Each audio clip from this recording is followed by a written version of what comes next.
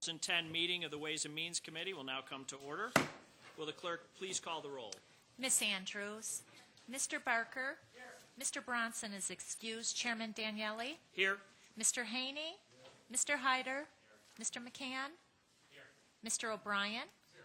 Dr. Quattro. Here. Mr. Tucciarello. Here. Mr. Yolovich. Here. Are there any speakers signed up for the public forum this evening? There are several speakers signed up this evening. When I call your name, please come forward and address the committee. You will have 2 minutes and only 2 minutes to address this committee, and please conclude when the timer sounds. Our first speaker will be Michael Warren Thomas. Please come forward.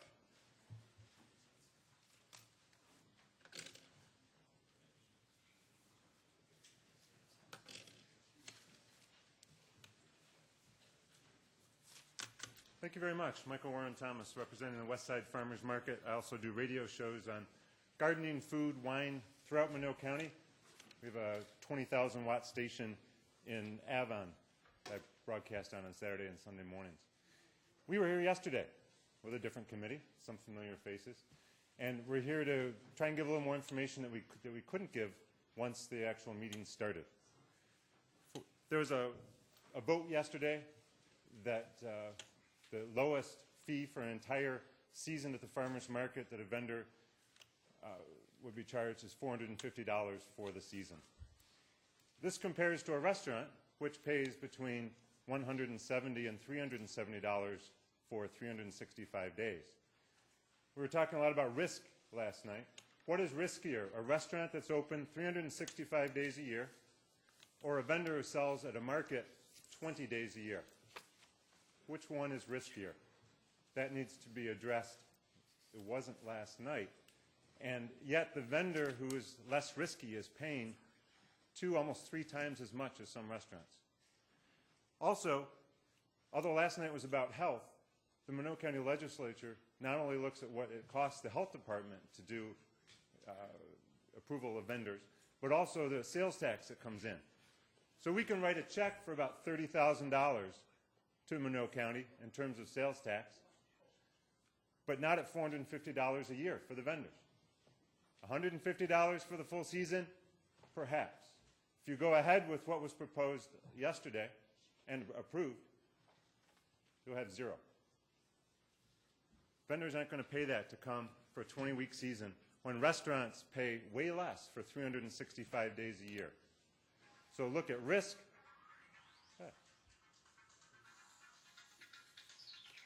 Look at risk and also look at the sales tax. That's the key. It's a win-win for Monroe County. Thank you. Our next speaker will be Tom Gregory. Please come forward.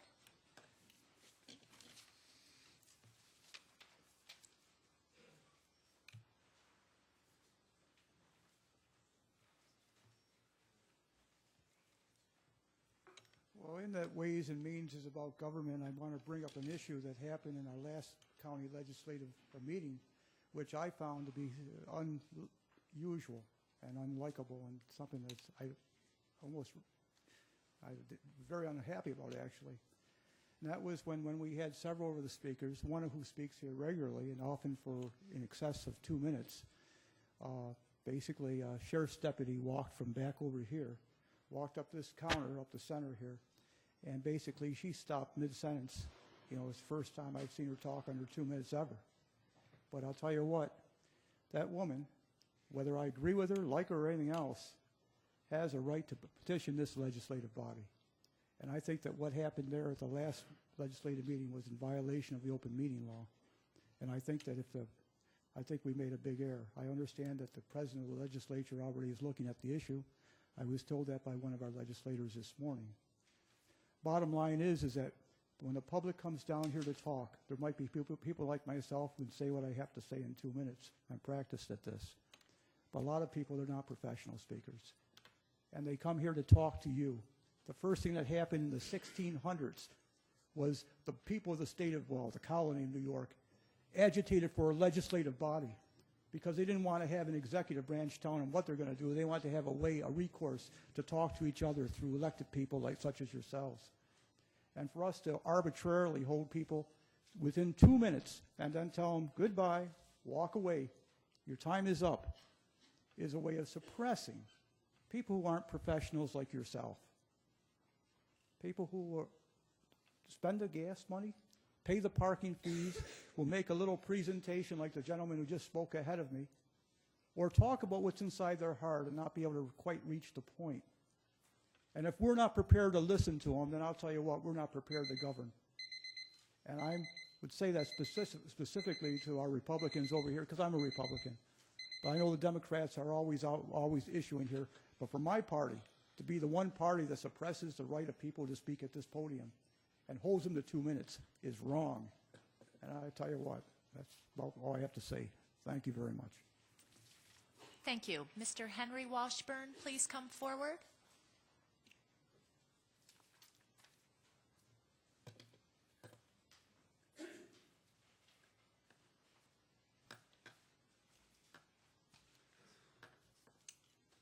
I appeal to you not to embrace the useless and counterproductive wind turbines at the expense of one of our greatest assets, the Great Lakes. Is it prudent and ethical to devalue our beautiful and irreplaceable environment in a desperate and insatiable effort to grab a share of government subsidies? What would the position of this legislature be if the companies were proposing to mine gas under the lake or build lake bordering superhighway? My guess is that considerable opposition to such a plan would be mounted by government leaders with calls for detailed environmental studies concerning air, water, wildlife deterioration, human health risk, and visual impacts. Experience tells me this would be the case. Are we willing to risk it all on government money, our tax money, that provides incentive to a few people and governments to sell our irreplaceable assets for a handful of handouts? Do you think that infesting the lake with wind generators that run at less than 50% efficiency will somehow reliably power our homes and businesses? If we think that wind is the answer, get ready to accommodate more gas and coal power plants to buoy up the power output when the turbines don't turn, the wind blows lightly, or turbine owners run out of government handouts. An old but very true adage, there's no free lunch, and wind generation is not free. Great gobs of money would be doled out to foreign corporations formed exclusively to take advantage of federal and state handouts. Where will these companies be in 10 years? Will they be restructured, bought out, or possibly bankrupt? Will we be forced to take them over at a great expense? No one wind project has been financed on its own viability. They do not work without tax dollars. The loss of our heritage for a fleeting infusion of tax money cannot make an affordable and reliable power system out of an unreliable source. Be careful what you do. These wind turbines aren't cars we trade in every few years. We can't hide them in a garage, and we can't trade them away. Take a good look around and realize what's at stake here. Thank you. Our next speaker will be John Curran. Please come forward.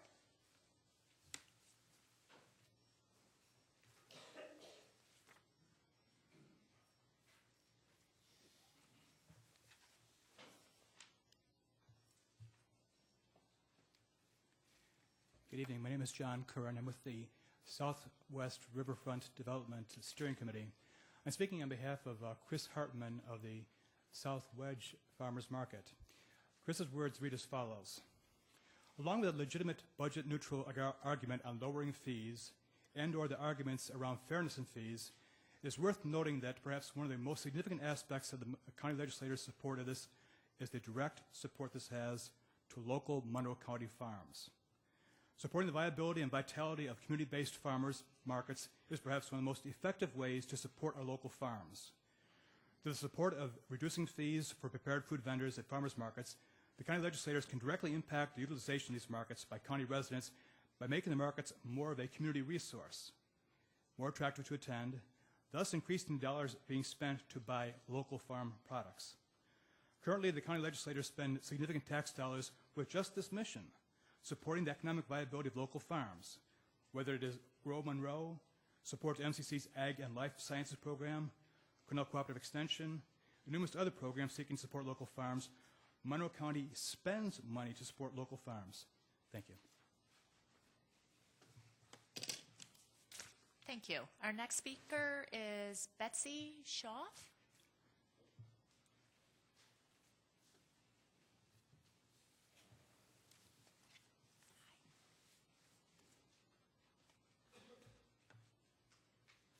Thank you for allowing me to speak here today. My name is Betsy Schaaf, and I'm here to represent myself.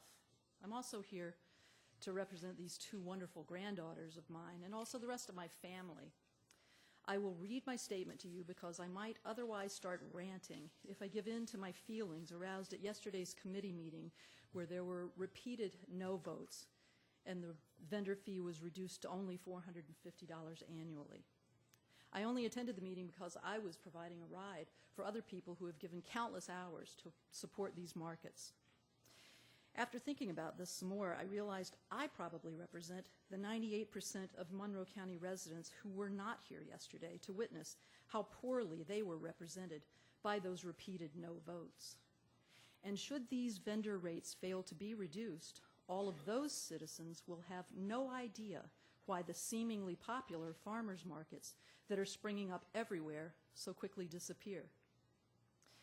I am here to suggest that you vote for a reduced vendor fee in any form that will not exceed $150 annually, as it logically makes sense to bring it in line with the fees charged to other types of food services. I also suggest that you represent us, your constituents, in reducing the vendor fee to support the growing market movement, which will support, in spirit and in nutritional fact, the needs of your constituents, most especially the many citizens who have no access to fresh fruits and vegetables. I urge all of you to vote to support a proper reduction in the vendor fee, which will support and encourage the growth of a sustainable local network of farmers markets as community gathering places, which will, in turn, bring increasing revenue back to you, back to all of us in Monroe County. Thank you. Thank you. Our next speaker is Jackie Farrell.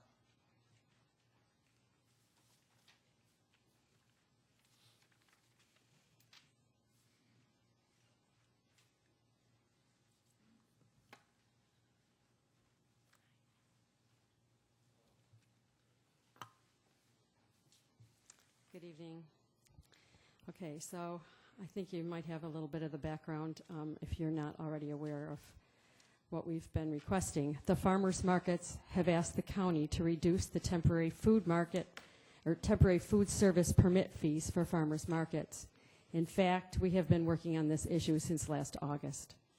I can give the statistics about what other counties are doing and what our own Rochester Public Market is doing. The fact is that many of you already have all this information.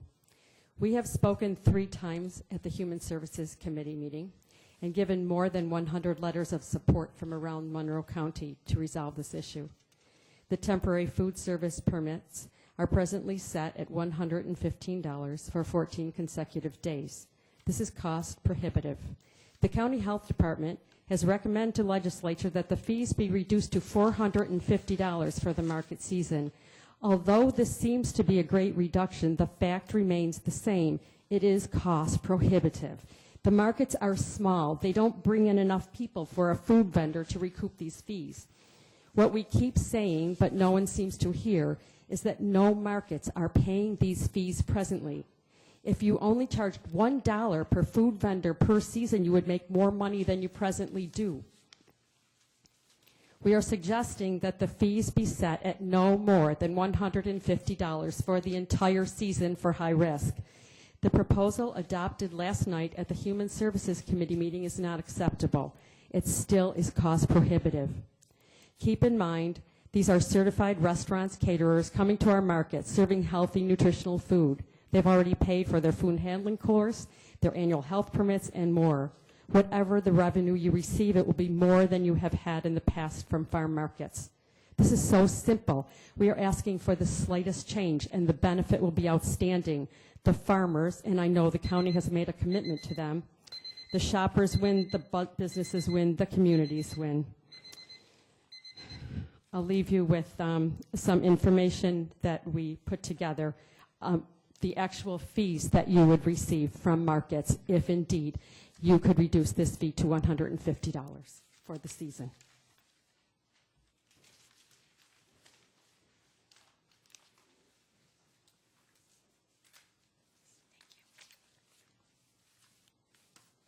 Thank you. And our last speaker is Don Pryor.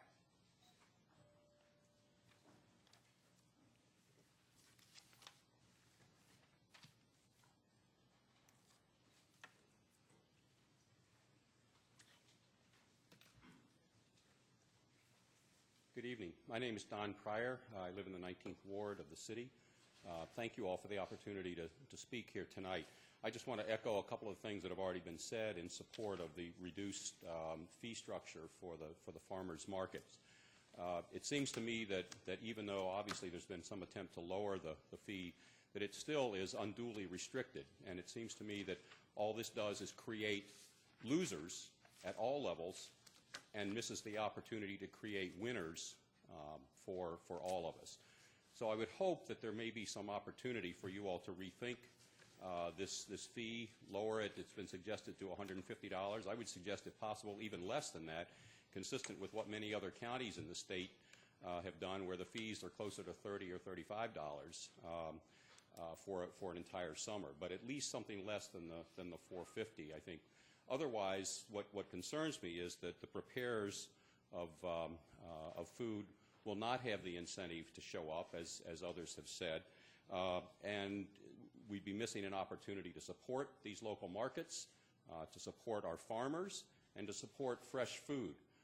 My understanding is, and I can concur in this myself, if you remove the opportunity for food preparers to be there because of the restrictive fees, it will restrict significantly the traffic to the farmers markets, which means that people won't be coming and supporting the markets. They won't be supporting the farmers, won't be supporting fresh food. And the reduced traffic that may result because of not coming for the prepared foods will have a ripple effect in terms of not also being there to support the other farmers who will be selling other goods at the market. So our hope is that you all will rethink this and help to provide support for people who I think all of us in this room want to support, local farmers markets and local vendors. Thank you for your consideration. We appreciate it. Thank you. This concludes the public forum. Thank you. This afternoon we have two presentations. Our first is by Paul Johnson, the Associate Planner of the Planning and Economic Development Department, who will now give a brief overview of the 2011 to 2016 Capital Improvement Program as it pertains to this committee. Mr. Johnson? Thank you, Mr. Chairman. Everyone should have a copy of the County Executive's proposed six-year capital improvement program. This program has been reviewed and recommended by the Monroe County Planning Board, and as part of their review, they conducted 3 public information meetings to get public input and comment on this proposed plan. I would just make a couple of general observations about the program. There was a concerted effort to reduce funding from all sources of funds for our capital projects in this 6-year program. And we also made an attempt to even out our expenditures over our 6-year program in an effort to reduce some of the spikes that we've encountered in previous capital programs. So those were 2 kind of guiding principles for this 6-year effort. I wanted to just summarize very quickly some of the numbers or financial information in the program, as we've covered some of the details for each of the other committees of the legislature. Overall, this capital program is $115.7 million less than last year's program, which is about a 24% decrease in funding. And funding from all sources, as I mentioned previously, are down. County funding is $69.5 million less than last year's program, about a 32% decrease. Approximately $38 million of this decrease is due to the transfer to the Local Development Corporation of most of the public safety communications projects that were in the 2010 capital budget, as well as the 2010 to 2016 capital improvement program. Additionally, there was an amendment adopted, I believe, at the April meeting of the county legislature, which moved the funding for the Public Safety Integrated Management Information System into 2010, which essentially removed $8 million from this 11 to 16 capital program. Some of the other sources of funding: federal funding is down $26 million, which is a 20% decrease. State funding has been reduced $9.6 million, which is a 7.5% decrease. Our district funding is down $3.7 million, about a 5% decrease. And finally, our enterprise-funded projects are down $6.9 million, about a 29% decrease. And looking at our capital budget year, which in this case is the 2011 year, we're recommending county funding of $18.3 million for projects, and this is a $7.9 million decrease from this year's capital budget, the 2010 capital budget. And actually is a $12.1 million decrease, or 40%, from what was in last year's capital improvement program for the year 2011. And that, Mr. Chairman, concludes my presentation. We'd be happy to answer any questions. Thank you, Mr. Johnson. Are there any questions? Legislator Haney. Thank you, Mr. Chairman. The planning and feasibility area, we had been appropriating $400,000 a year for many, many years. This year we're appropriating $250,000 for each of the 5 years. In the last summer, when we received the 2008 capital budget report, that report revealed that there was quite an balance of money that had built up in that area that had not been spent. Certainly, I understand why we have this category, and I'm not arguing that. My question is that given the buildup, and I haven't seen the December 2009 capital project report yet, so I don't know what the current status is.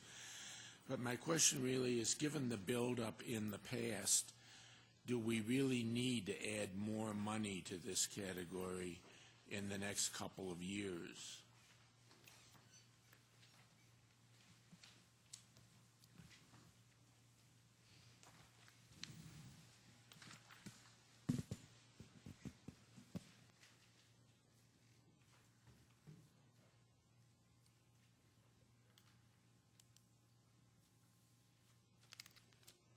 Through the chair, Scott Adair, the Director of Finance. The reality of it is what we've tried to do is scale back in these planning and feasibility areas and ask the departments to come forward with a plan for each year of exactly what it is that they're planning on using this money for. The Department of Environmental Services has brought forward its plan for 2011's capital improvement project or plan to use these funds for specific programs. And there are, as you pointed out in the 2008, there were additional funds from that year's CIP for planning and feasibility. There are additional funds in 2009's CIP as well. And between what they plan on using for in the 2011, there will be sufficient funds to provide for planning and feasibility as the county moves forward. The piece of this that gets complicated is we can't necessarily defund planning and feasibility, as projects need to, based on their life and how long it takes to get something planned, designed, and executed. There needs to be money provided for any particular project that may come up during the year. Even though DES has provided a plan, that plan could change and subsequently could require us to have money in the 2012 CIP as well. So we're scaling back to the best of our ability at this point, and we will continue to look and drive these numbers as low as we can possibly go. But at this particular point in time, based on what the plan is and what the Department or Division of Environmental Services is planning on doing, we would say that the money that's been allotted to them in this area is sufficient for 2011. Through you, Mr. Chairman, do we know, and I mean, I really don't expect you to know off the top of your head, but Might you perchance know how much is accumulated in that pot at the end of 2009 that hasn't been spent?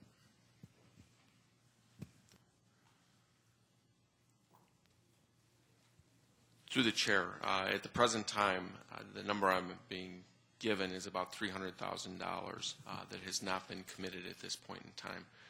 Again, these are projects that we plan on using them for, and there are, but there's been nothing executed for them at the present time.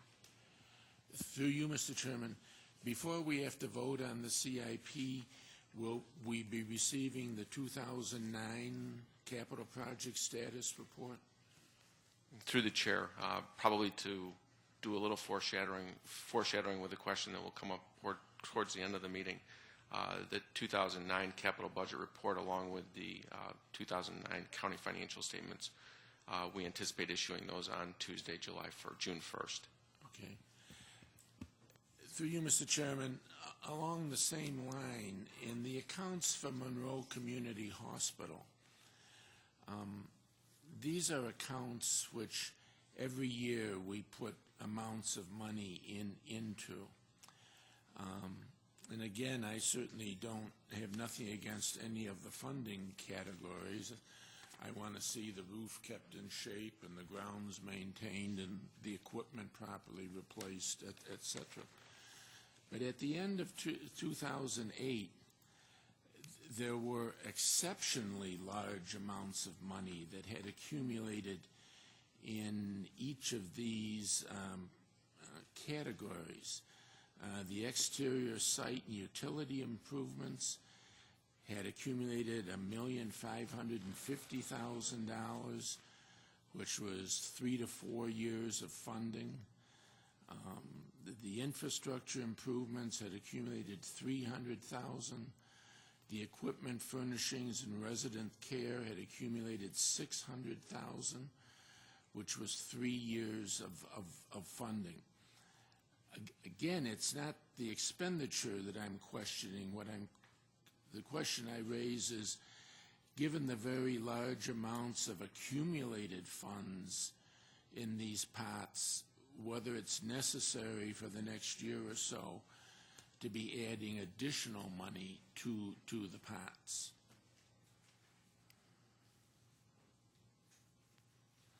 Through the chair, again, regarding the MCH projects, we've done exactly what we attempted to do with planning and feasibility, realizing that there were some surplus funds from prior year capital projects. But again, we've provided, the departments have provided to us legitimate reasons as to why those funds need to be maintained through 2011 and beyond at this point. As each year progresses and we see the actual results of these capital projects, we will again challenge those numbers as we move forward. But at the present time, the 2011 capital improvement plan in front of you presents to you viable projects for those particular funds, as well as those other projects or those other needs still exist, and they're continuing to work to resolve some of those issues as well. So without the department's input here tonight, but based on what we sat through as far as meetings with them and going through their capital projects as part of not only the capital budget report, but as part of the development of the CIP program, our challenge is to continue to drive these numbers down and make them reasonable based on what the departments need, what the operations need of the county from a capital perspective as well. So, through you, Mr. Chairman, can we expect that when we see the 2009 report and over the next couple of years that these very large accumulations of unexpended appropriations will in fact be spent down? Through the chair, the answer to that is it's going to depend. As you're aware of, there are certain programs that the useful life on these things does not extend for a long period of time. So if the capital project that was approved in 2008, I'll use it as an example, has a 5-year useful life, the reality of that is to borrow those funds after the bonding resolution was issued may make no sense at this particular time. So we've got to juggle that expectation on the borrowing side as well as the the future expectations of what in this particular case, what the hospital may need. So it is sort of, I'd love to be able to say to you tonight that yes, that is what we'll do, but we do have to take each capital project as a standalone example to determine where we are in the borrowing life of that particular capital plan. So some of the prior year appropriations will end up being voided, I'm not sure what the verb is, voided or canceled or rescinded or something, merely because there is not a long enough bonding period any longer for them? Through the chair, effectively, that is what will happen. While the bonding resolution lives on, as you know, the reality of it is you would never bond for a capital project, a borrowing that was authorized in 2008 and 2013 if there's only one useful year left on that particular borrowing. The impact would be significant to the budget. We wouldn't do that. Thank you, Mr. Chairman. Legislator O'Brien. Chairman, I just have two questions for the Parks Department, and one of them may be in anticipation of the next presentation we're going to have with respect to the lion exhibit, but is really more related to the CIP. The lion exhibit is a project that's not included in the current CIP, and I wondered if we could get an understanding of why that is, through you, Mr. Chairman.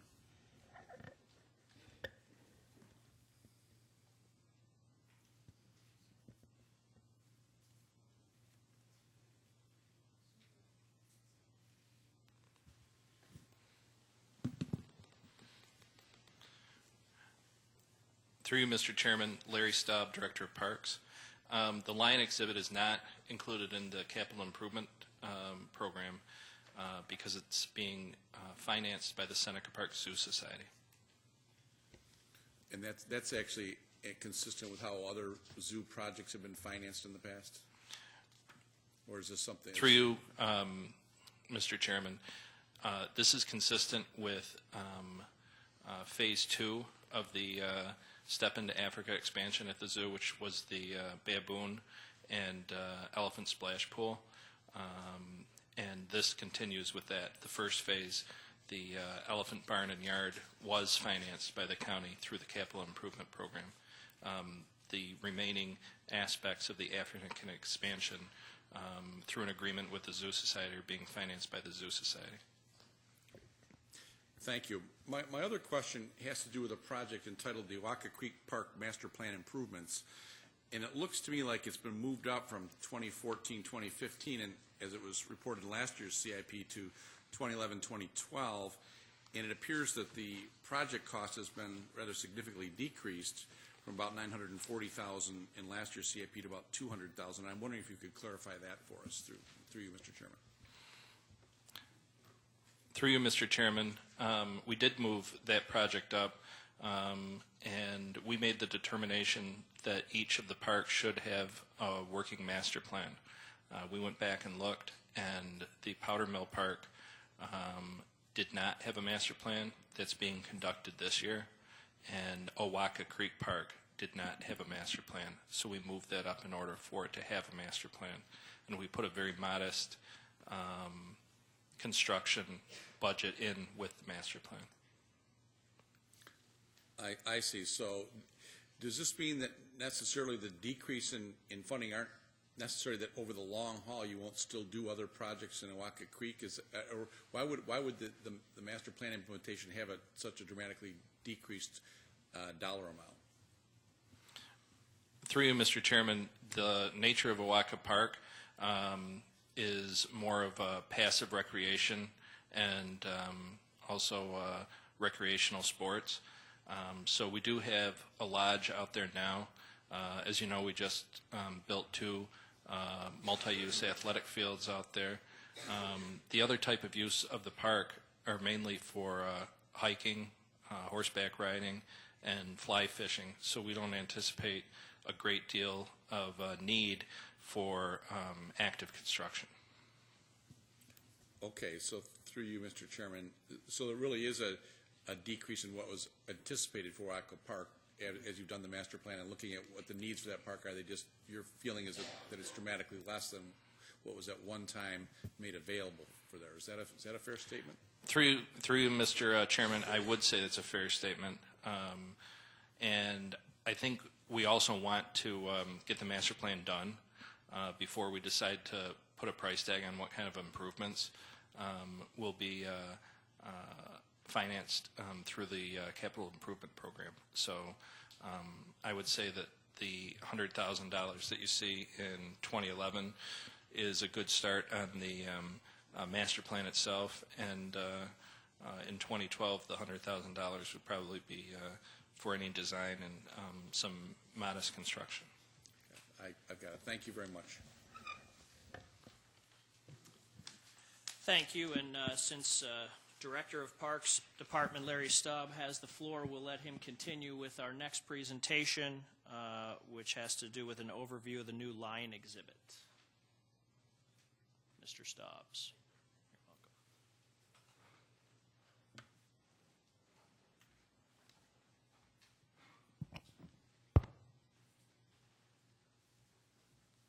Thank you, Mr. Chairman. We wanted to come before you today to give you an overview of the lion exhibit, which Mr. O'Brien's helped me do to some extent already. But I am joined here today by Rachel Baker-August, the Executive Director of the Seneca Park Zoo Society, our financial partner on this project, and also Larry Sorrell, the Director of the Seneca Park Zoo. I think everyone can hear me. What we have here is an overview of the limit of the Seneca Park Zoo per the 1991 master plan.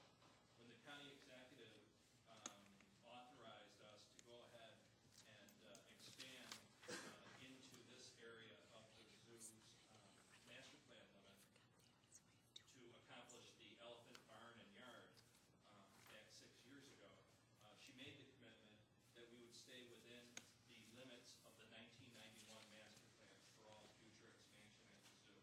As you know, it was very controversial in a previous administration about expanding into the lower park. And she did make that commitment that we would stay within the limits of the 1991 master plan. We created this so everyone could see visually what those limits are, and those definitely are being adhered to with this project. Here you'll see the parking area. As you walk through, that's the old main zoo building, rhinos. We have the Genesee Trails. Down here is the Rocky Coast, polar bears, sea lions, and penguins, which we're very familiar with in recent meetings. And then as you go down, there's empty space before you get to the new baboon enclosure and the elephant barn and yard. The empty space here is what we're talking about for the location of the lion exhibit.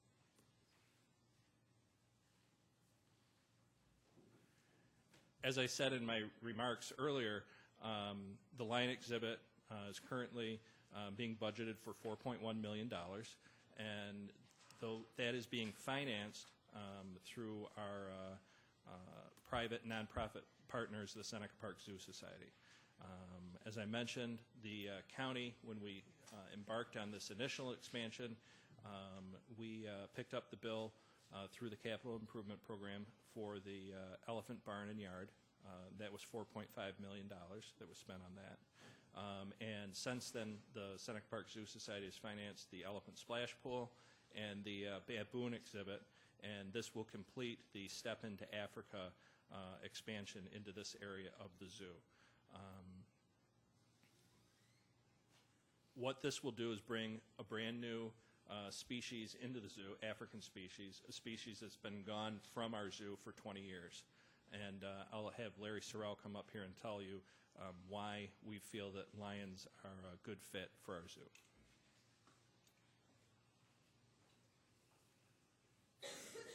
Thank you. As Larry said, why lions? And the simplest answer is because we don't have them now. We know from both local and national survey that what people expect, one of the animals that people expect when they go to a zoo is lions. We have the elephants. We had giraffes in the past as a visiting animal. We do have orangutans, one of the great apes, but we don't have lions, and we're constantly asked where are the lions. And in addition, lions are an iconic species for Africa. When people think of Africa, it's lions, elephants, zebras. So it's bringing that species as an icon back into the zoo.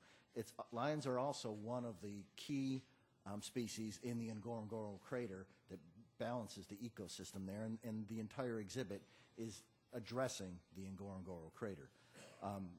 Last time we had lions was 1986, so it's been a long time since they've been there, and for those of you who visited at the time, they were in a pretty barren, sterile, you saw them asleep in the corner. Every once in a while, probably the male would sit up and roar, if you were lucky.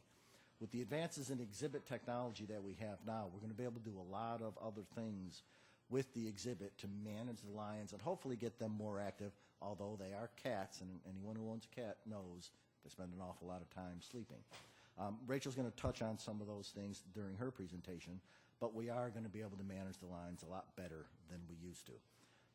Lions were once found in virtually all of Africa, through the Middle East, into India, and even into southern Europe.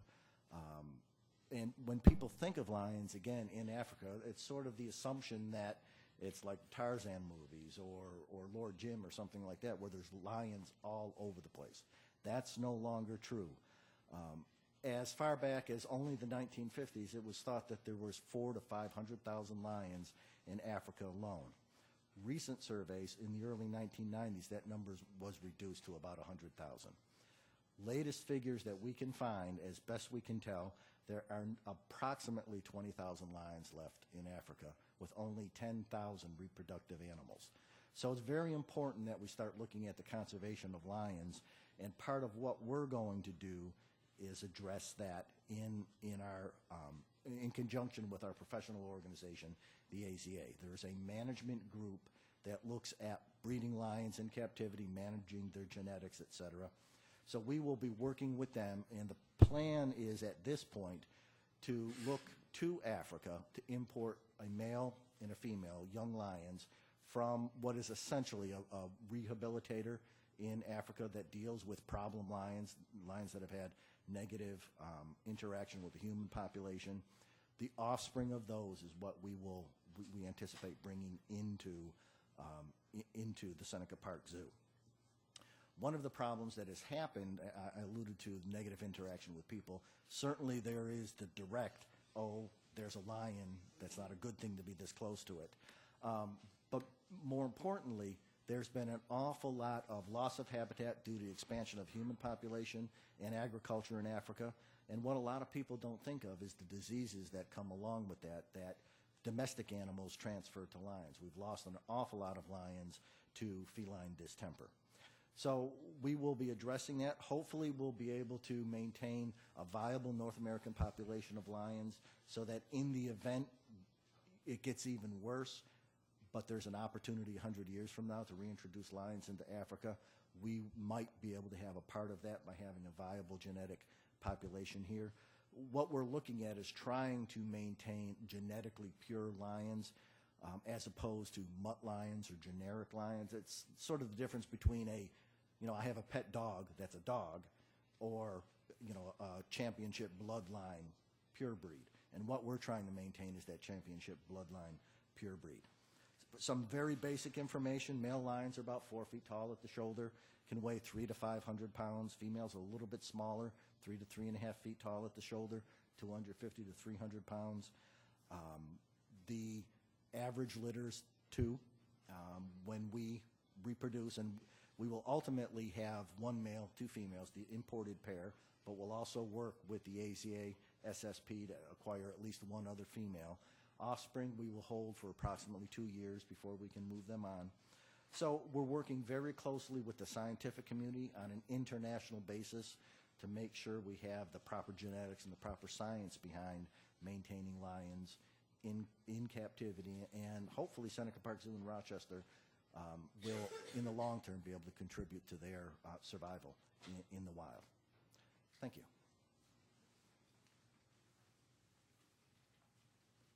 Thanks, Larry. Before we go to Rachel's presentation, which will give you a walk through the site plan, I did want to mention that when we Originally built the Elephant Barn. As I said, the county allocated $4.5 million for that. We were able to come in on budget, but some significant decisions were made at the time to cut some key elements to that project in order to come within budget. Some of those elements were the splash pool, which was financed at a later time, but some key visitor amenities, which included restroom facilities and concessions. As part of the completion of this area, as we continue to plan jointly with the Zoo Society, we asked that the design include restroom facility and concession stand in the lion area to make up for that lack down as originally planned in the elephant area. The budget for the project, the $4.1 million, does not include that concession and restroom building. We are very hopeful that due to the favorable construction climate, as an add alternate on the project, we might be able to sneak that in there. But we don't know until we go out to bid. As you know, in recent months, we've seen some really good bids come through, and we've saved a lot of money. But until we test that market, we don't know. But we have asked the society to include that in the design and to have that in as an add alternate. Hopefully it'll be able to come in at that $4.1 million.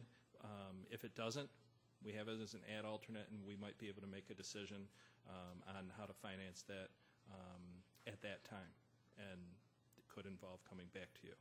So I just wanted to put put that out there so that there's no surprises. We're trying to lay all the cards on the table with this project right up front. So with that, I'd ask Rachel to come up and give us a walk through the new planned exhibit.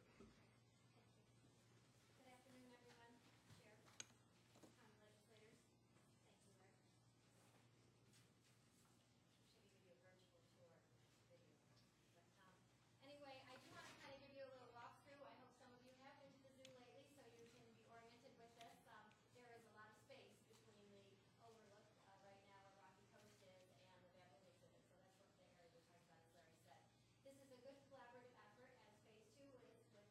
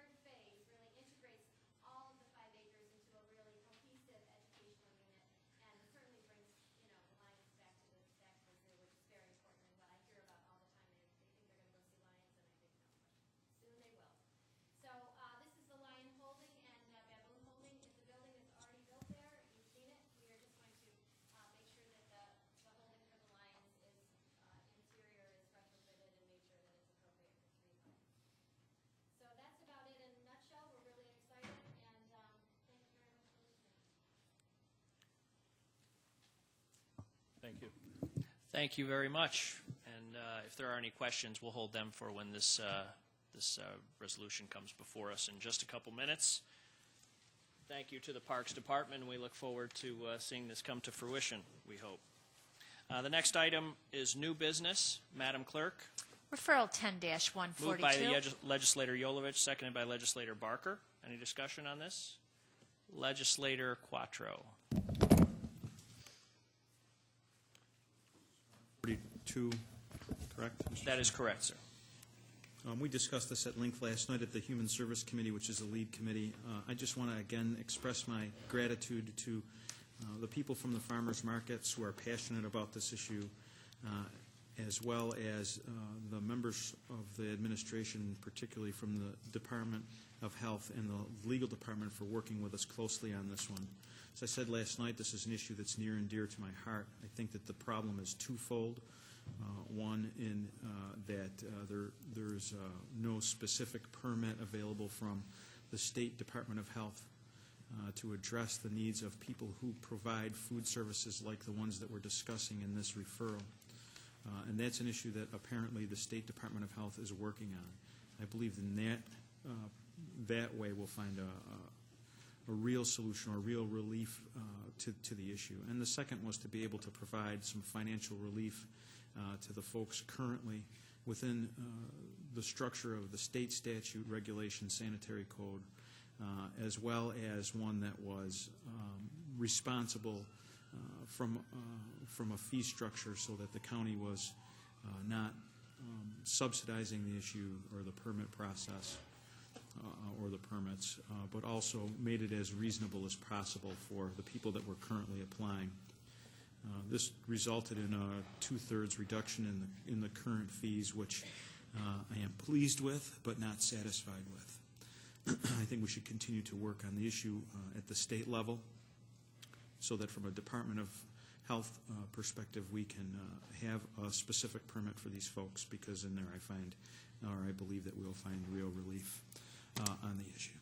So I'm committed to continue to work on it. I think that this referral represents a reasonable accommodation that suits the needs of all the people that have come to the table on this. Again, I was pleased with the bipartisan nature with which we worked, the response from the administration, and certainly the input from the community. It's not a perfect solution, but we will find one in due time. Thank you.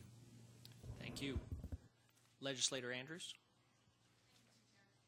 We did discuss this at length last night, and I am pleased with the direction of the referrals, certainly, and do support it. I don't think it goes far enough, as we've heard tonight and with the speakers last night. Apparently, $450 for a season is still unaffordable and will not actually, doesn't fully address their needs. And I think that most of us here do support farmers markets and think that we ought to continue this work here to reduce the fee and make it affordable. I have a few questions as follow-up from last night. I'm not sure if administration has had time to gather some of the data that we did request.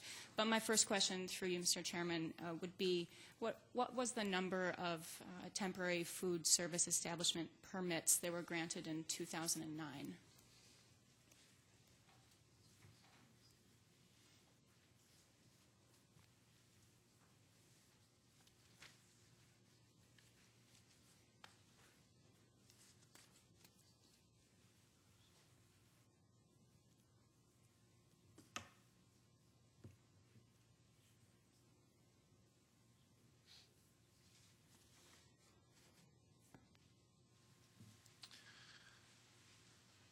Through you, Mr. Chair, Andy Doniger, Director of the County Health Department, been just advised by my staff that in 2009 there were 1,329 temporary food service permits issued in Monroe County. Thank you. And through the chair, does that mean that that's to 1,329 different vendors, or does that mean because they have to be reissued every 14 days that I should divide that number out and figure out how many different vendors there were?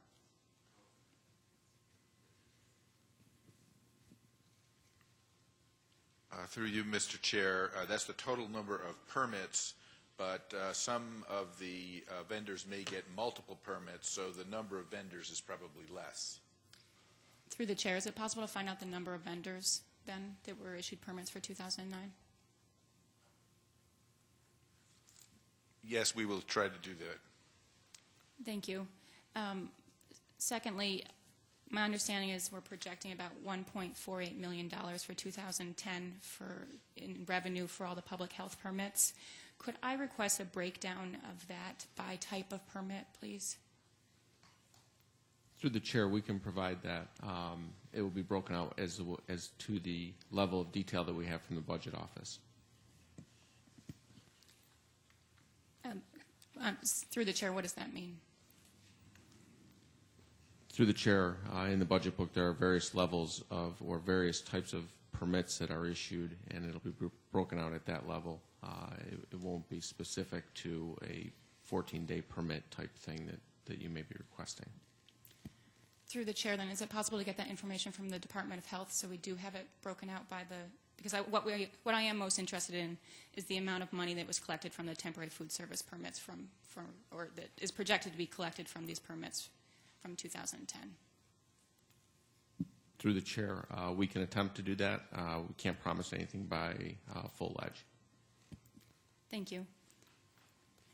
Through the chair, what was the cost in 2009 for the inspections for the temporary food service establishments?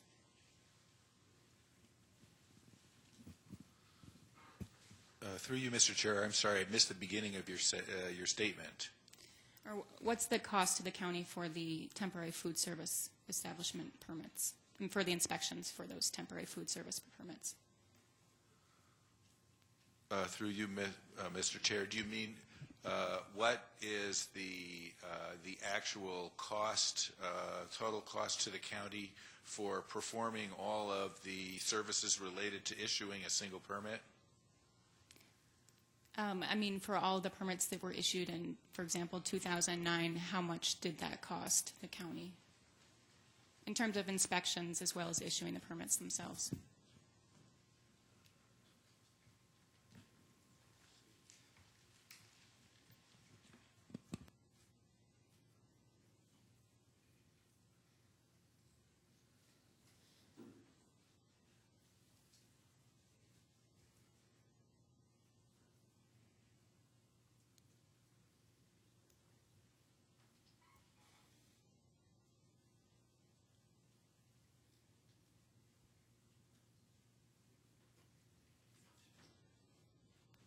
Through you, Mr. Chair, I don't have the budget in front of me, but it's my recollection that the food program has a budget of approximately $2 million annually.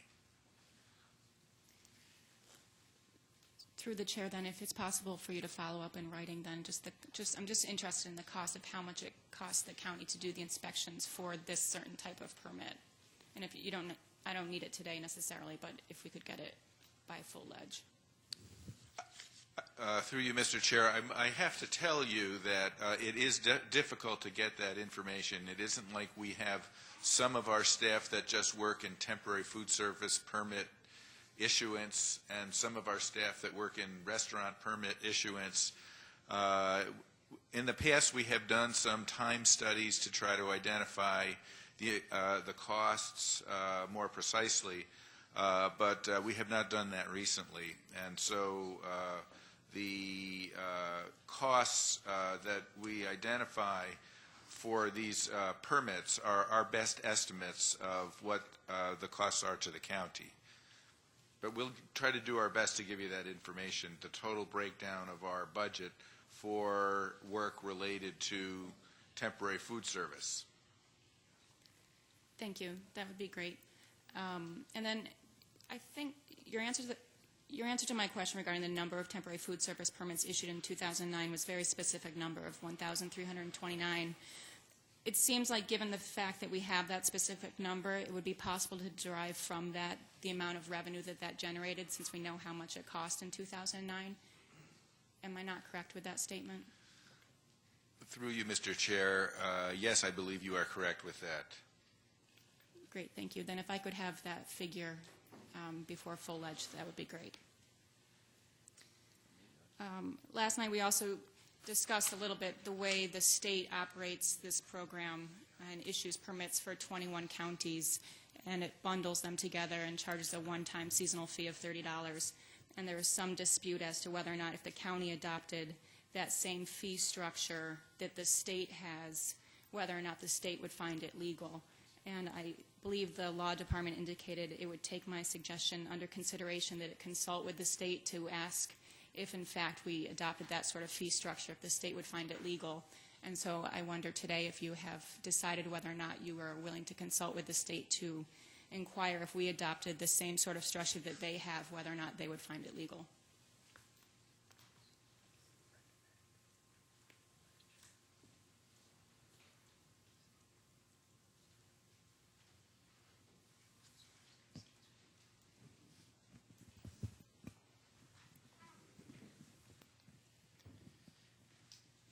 Mr. Chairman, I guess my response to that initially would be just a policy statement or general observation.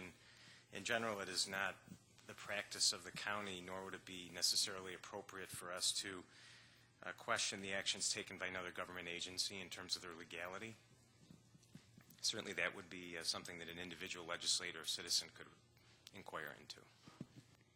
I guess in this situation, it strikes me as so odd that we feel that we can't adopt something that the state does and do it the same way the state does, and somehow if the state allows itself to do it that way, that it would, for whatever reason, view it illegal if we did it in that exact same way.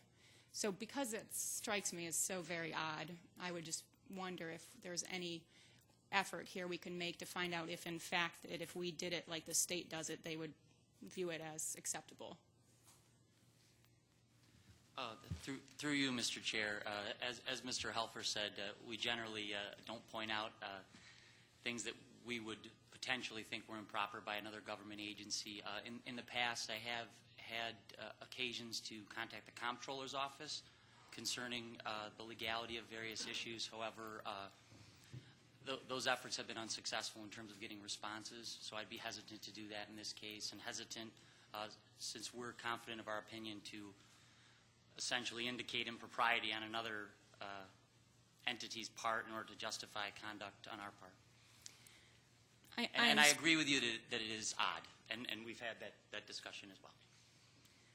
Okay. I mean, I understand your opinion, and I'm not requesting that you question the state. I was requesting that we see if we adopted that, if they would look upon our action as legal, so that we could see if that, because that mechanism, the $30 fee for the whole season for 21 counties seems to work very well, and I think would be positively received by the farmers markets. And so that was the only point of raising it.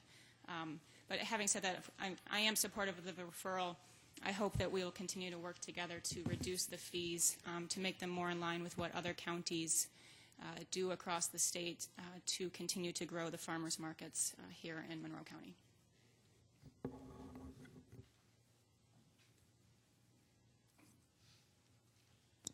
Is there any other discussion on this referral at this time? Legislator O'Brien. Thank you, Mr. Chairman. I believe that last night the action taken in Human Services where they passed the referral without amendment would preclude us from offering amendments to it now without further action of the lead committee. So I think we can't do that. But I would say that it sounds like the sentiment here is that there's a clear understanding that our work is not done yet. I was encouraged to hear Dr. Quattro's remarks along those lines, because I think that this referral constitutes an improvement over what we have, but it may be an improvement that still doesn't help anybody. And I know from attending farmers markets myself that the availability of food and temporary food service establishments at vendors can greatly enhance the experience and make them lead to their success, a better chance for successful farmer markets and encouraging local food and local products and local purchasing. And those are all good things. So I think having no choice really to either say yes or no to this referral, this clearly is a yes. I think it's better, but we we really need to do better than we have so far, and I hope that we are committed going forward again in a bipartisan way to solving this issue, because it's my understanding that $450 a year is still prohibitive for the kind of vendors that we're talking about here, working just one night a week or 2 nights a week. It just is still prohibitive, so we still have work to do. Thank you. Thank you, legislators. All in favor, please signify by saying aye. Any opposed? Item carries. Next item. Referral 10-152. Moved by legislator Barker, seconded by legislator McCann. Any discussion? Legislator Haney. Thank you, Mr. Chairman. I will enthusiastically support the passage of the CIP program. I'm very pleased with the effort that's been put in to squeeze the program down. As some will recall from last year, I was unhappy with the CIP we passed last year, because while we reduced the first couple of years, we did it by merely pushing things into the out years, which really didn't accomplish anything. But this CIP shows a significant, right out through 2016, effort to hold the line. I think it's interesting that the total expenditures in 2016 are virtually identical to what's estimated for 2011. As Mr. Johnson pointed out, the total, this CIP is 23.6% smaller than the CIP we adopted a year ago. Although it does need to be pointed out that a very significant piece of that drop is due to the movement of several public safety projects off our books and into the M3S LDC activity, which we'll still be paying for. But nonetheless, I think this represents a very real effort to make some very difficult choices. I'm sure some of the departments had to grit and gnash their teeth to do this, and but I am pleased to support the adoption of the CIP. Thank you, legislator. Any other discussion on this matter? All those in favor, please signify by saying aye. Any opposed? Item carries. Next item. Referral 10-153. Moved by legislator McCann, seconded by legislator Quattro. Any discussion? Being none, all those in favor, please signify by saying aye. Any opposed? Item carries. Referral 10-154. Moved by legislator Quattro, seconded by legislator Tucciarello. Any discussion on this matter? There being none, all those in favor, please signify by saying aye. Any opposed? Item carries. Referral 10-155. Moved by legislator Tucciarello, seconded by legislator Yolovich. Any discussion? Legislator Haney. Through you, Mr. Chairman, I note in the transmittal that one of the goals of the program is to determine the extent to which organized auto theft operations exist in Monroe County. And I guess my question is, have we determined, are there organized auto theft operations in the county?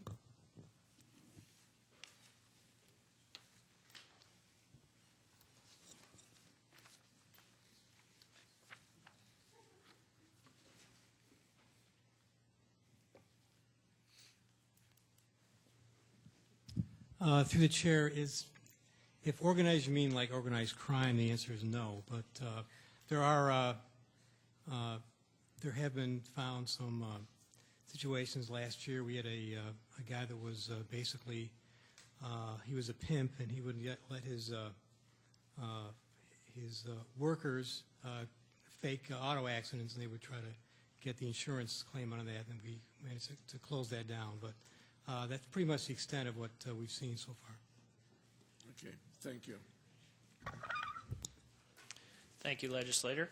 Is there any more discussion on this matter? There being none, all in favor, please signify by saying aye.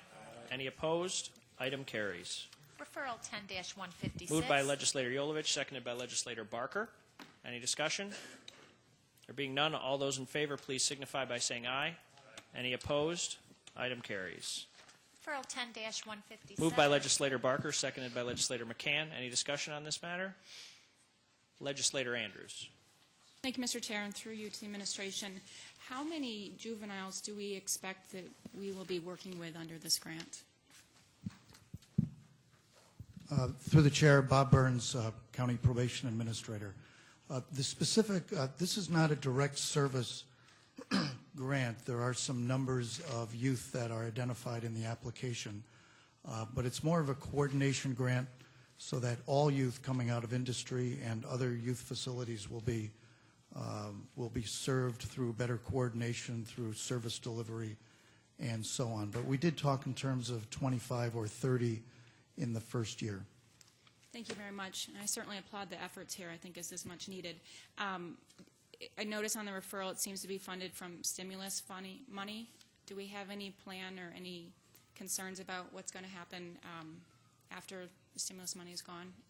Are we planning to continue the work? Through the chair, we have 2 years of guaranteed funding. After a successful experience, we will certainly apply for additional DCJS funding. That's what occurred with the adult reentry program, and I believe we're in our 5th year of state funding for that effort. All of the money here is passed through to the Catholic Family Center or Services, and we haven't talked about continuing the program after that, but we would certainly apply for additional grants at that time. Great. Thank you very much. Legislator Tucciarello. Thank you. Through you, Mr. Chairman. What is the recidivism rate for the adolescents that are involved in this program? Through the chair, one of the reasons the state came to us and asked if we would pilot this reentry effort is the extremely high recidivism rate of juvenile delinquents returning to our community from state facilities. It's in the area of 85 and sometimes 90% recidivism, rearrests occurring within a year or two of release from the state facility. So it's extremely high. It's not acceptable by any standards, and there are a variety of programs trying to reduce that recidivism rate. Thank you. Any other questions on this? There being none, all those in favor, please signify by saying aye. Any opposed? Item carries. Next item. Referral 10-158. Moved by Legislator McCann, seconded by Legislator Quattro. Legislator Quattro. Thank you very much, Mr. Chairman, and through you to the chair, I have a number of questions with regards to this referral. I would be interested, first of all, to understand what exactly the public administrator is. I'm not a lawyer, so I don't know why do we have one? What's the public administrator do? Through you, Mr. Chair, the public administrator is a public official position that's created under state law, and the public administrator is best understood as an individual who acts as an executor in estates with individuals who have no will and no family members who are eligible or interested in serving as executor, to essentially handle all the affairs that one would traditionally assume an executor would handle to address end-of-life matters. They also handle a variety of other auxiliary things that an executor would handle, such as funeral arrangements and burials. So the public administrator, through you, Mr. Chairman, only serves when someone doesn't have an executor. We had a family member pass away without a will. We didn't use the public administrator. That is correct, through the chair. The surrogates court in that context would find an individual, a family member, a beneficiary, who would be willing to and able to serve as the executor of the will. There are certain situations where an individual passes on and they don't have any family members who can serve, or they have family members who are unwilling to serve. The court's unable to locate, through diligent efforts, an individual who can serve as executor. And through you, Mr. Chairman, roughly, how many people is that here in Monroe County? Do you have any idea? Through the chair, at this point, there's approximately 170, 160 active cases at the public administrator's office. And through you, Mr. Chairman, that would be the annual caseload? That's what the, obviously, it fluctuates year to year. That's what's currently the current caseload of the public administrator. However, that includes estates that are being handled. That doesn't include matters in which there are no funds, so estates need not be opened, where the public administrator would handle other end-of-life matters. Thank you very much. And through you, Mr. Chairman, we don't, the legislature isn't considering appointment here. I read in the paper this morning that the surrogate court judge makes the appointment. Through you, Mr. Chair, that is correct. State law provides that the surrogate would appoint the public administrator. And in the absence, Mr. Chairman, through you, in the absence of a public administrator, what would the county do? Through you, Mr. Chair, in the majority of counties in New York State, the public administrator actually would be the chief financial officer, would play that role. Regardless of, excuse me, through you, Mr. Chairman, regardless of whether or not the chief financial officer was an attorney or not? Through the chair, that is correct. If the chief financial officer played that role as the public administrator, then they would have to hire counsel to handle the estate matter. Oh, okay, and this referral is asking us to reimburse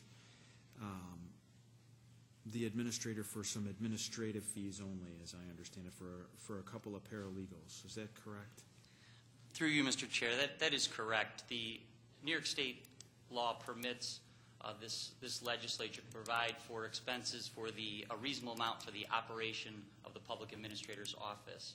Since 2000, the year 2000 rather, this honorable body has provided for approximately $12,000 in expenses, as well as an additional amount to pay for one paralegal.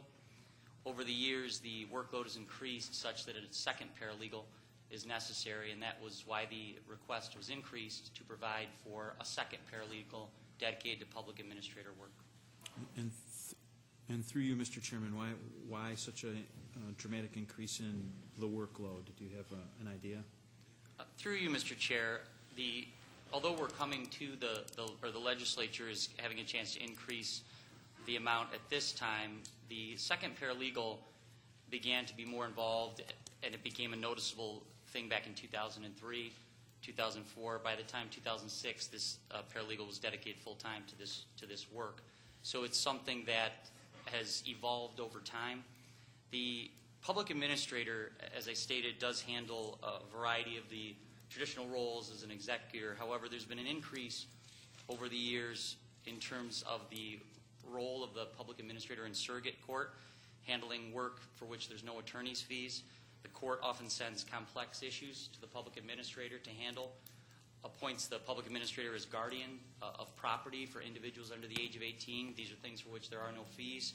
Also, the court appoints the public administrator in the context of investigating allegations of malfeasance related to estates, involving attorneys' works, verifying fees, investigating wrongdoing by parties to estates. And all of these things are things that essentially create no fees. They generate no fees. There's no funds available to generate any attorney's fees, so the court would appoint the public administrator. In addition, the second paralegal allows the increased efficiency in the office, as well as the practical reality of coverage in terms of backups for that paralegal when it comes to vacation, sick time, and such.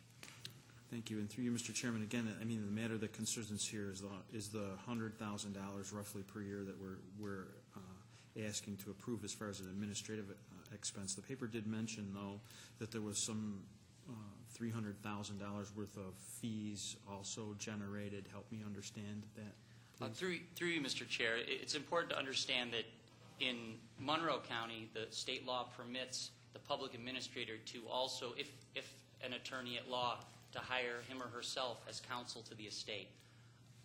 These roles are different.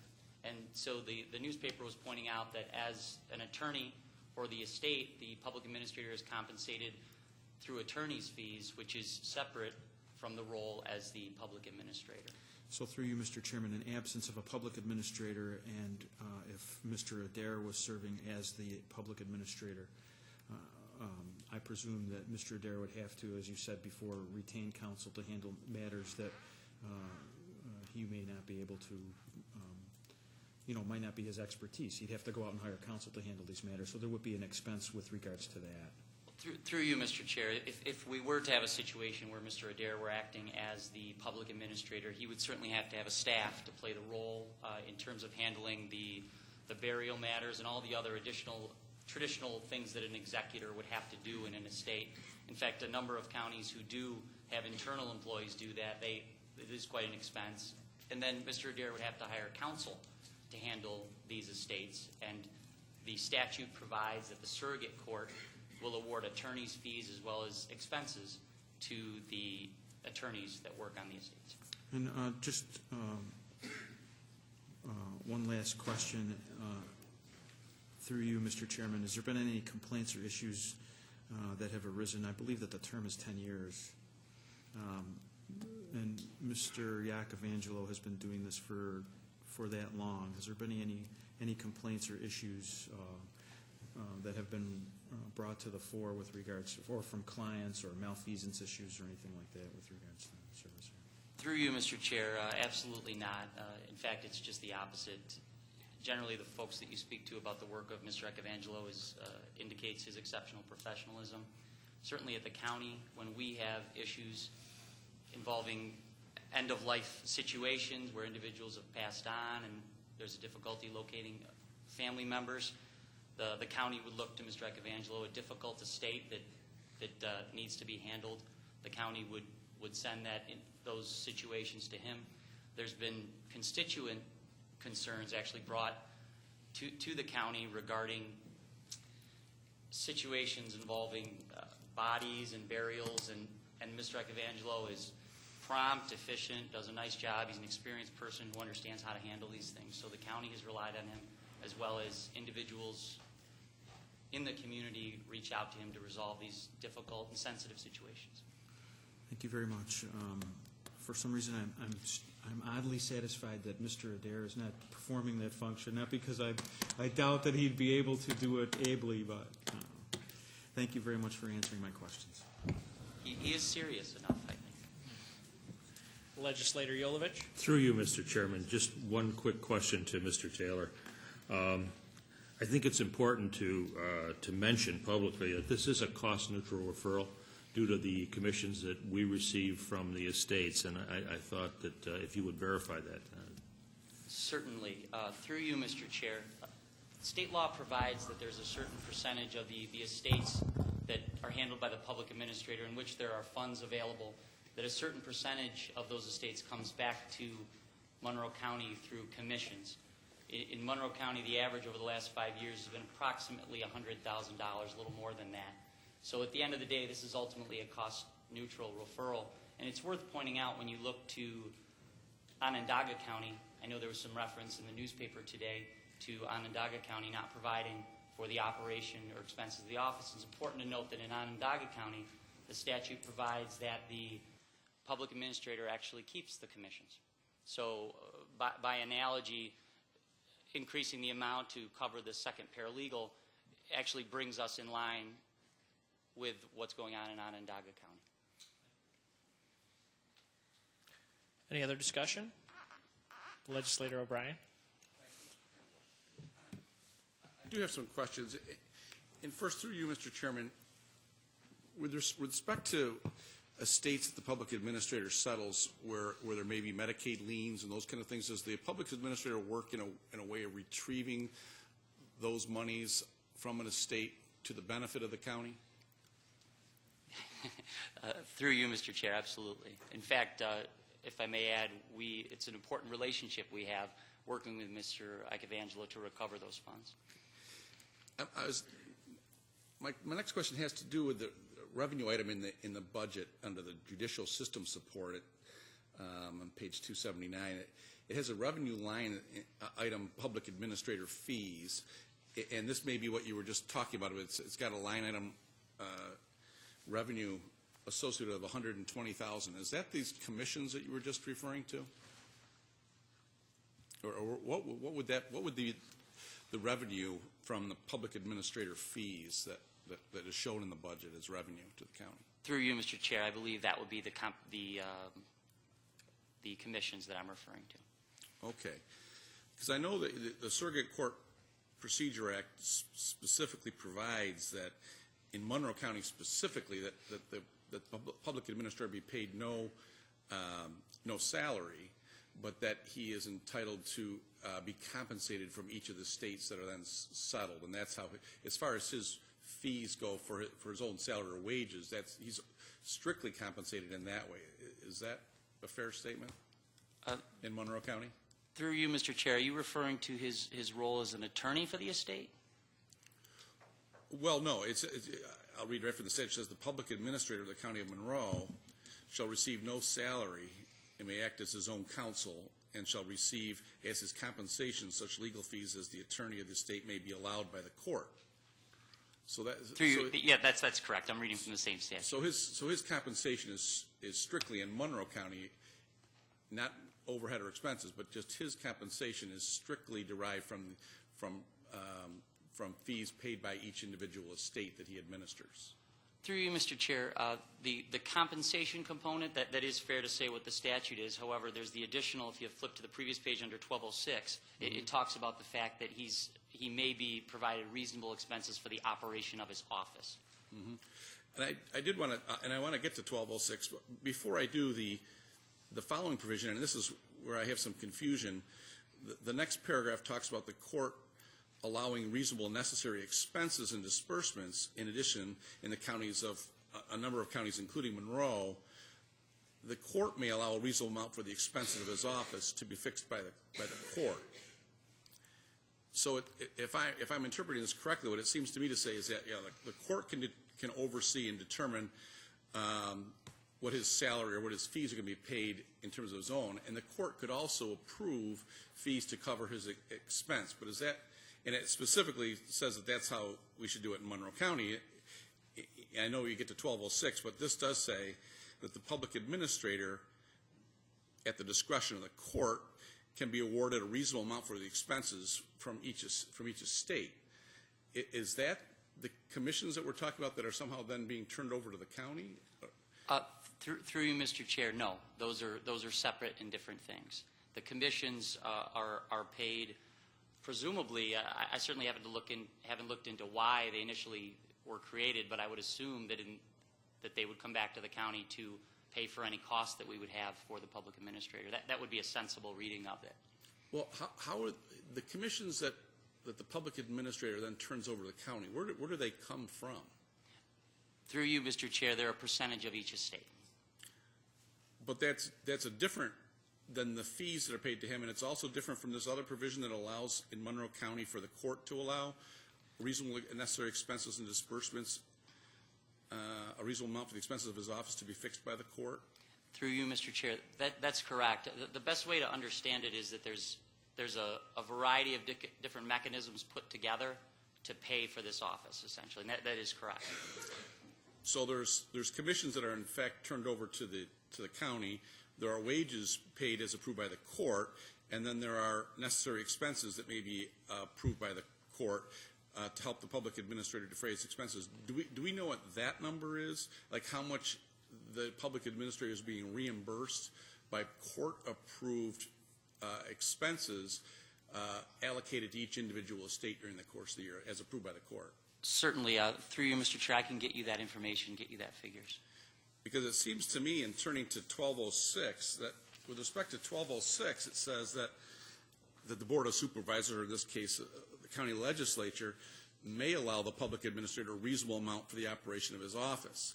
And, what I interpret that to mean that, that we can use our discretion, in addition to the court having discretion, to see that he's fully compensated. But I don't know how we could possibly make a determination about what is reasonable without knowing what he's already being reimbursed by court-approved fees for those very same expenses. Am I missing it there, or I guess what you're saying, you'll get those numbers and then we can maybe make that determination? Through you, Mr. Chair, as far as the reasonableness of the compensation, the best way to determine how that came about is that we look at the work of the public administrator in terms of the large amount of work that's done which is not compensated, in terms of handling burial matters, which are very labor intensive, as well as handling the other work that the public administrator does that was laid out earlier in terms of the investigations and other things that aren't compensated. The additional matter in terms of reasonableness is looking at what other counties do. And if you look at what there's 6 counties essentially that you can look at that don't use a chief financial officer as the public administrator.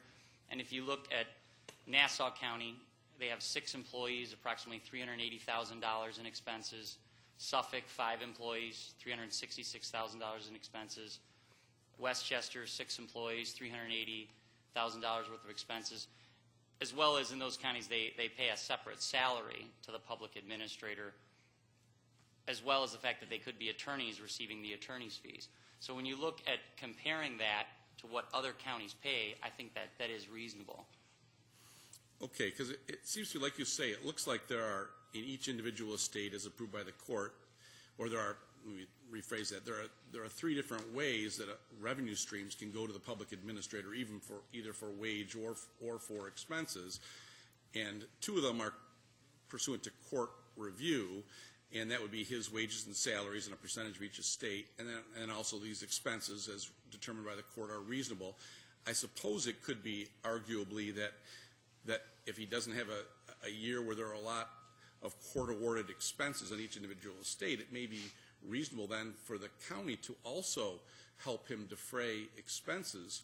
But I don't know that we can make that determination without knowing how much he's being compensated on average year in and year out by court-appointed fees for expenses and disbursements. And I think we have to have that information before we can really determine it. And it's still not quite clear in my mind. So he administers an estate, and I understand about how his salary is arrived at, and I understand how the court-appointed fee is paid for expenses. But I don't understand the commissions part. I'm sorry to be thick about this, but I don't see where it appears in the statute, and I'm having a hard time getting my hand around what the commissions part of it is that are also then awarded and then are turned over to the county. Can you run that by me again? Certainly, it's through you, Mr. Chair. They look at the entire value of the estate, and I believe it's 5%. 5% for estates under $100,000. So it's a fluctuating percentage, and I can get you the statute section. And then is the 5% the commissions aspect of your talking about? Correct. Okay, so that's separate from anything else. Correct. And through you, Mr. Chair, those commissions are then, in this case, they're collected and they're paid to the county in Monroe County, and as I said, in Onondaga, and I believe Erie. And I believe in Erie County, those go directly to the public administrator. And do you know where it's laid out that there is a provision for those commissions? Is that something that the Office of Court Administration directs? Or I didn't see any reference to that in the statutory language.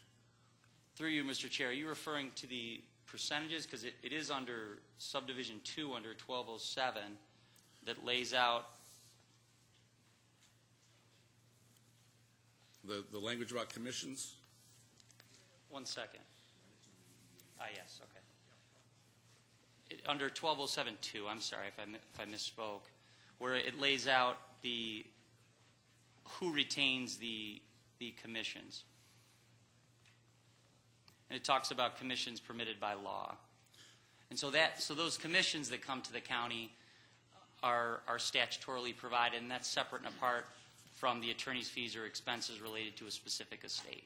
Okay, but I'm just trying to work that, and I'm sure you're right, but I look at the first sentence of Subdivision 2, and it says the public administrators of the counties of Erie and Onondaga shall be entitled to retain from all monies or properties the commissions as are not allowed by law.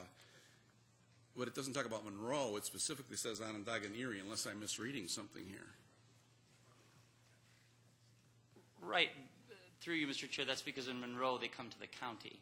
And this specifically exempts the counties of Erie and Onondaga from the commissions returning to the county and sends them to the public administrators of Erie and Onondaga.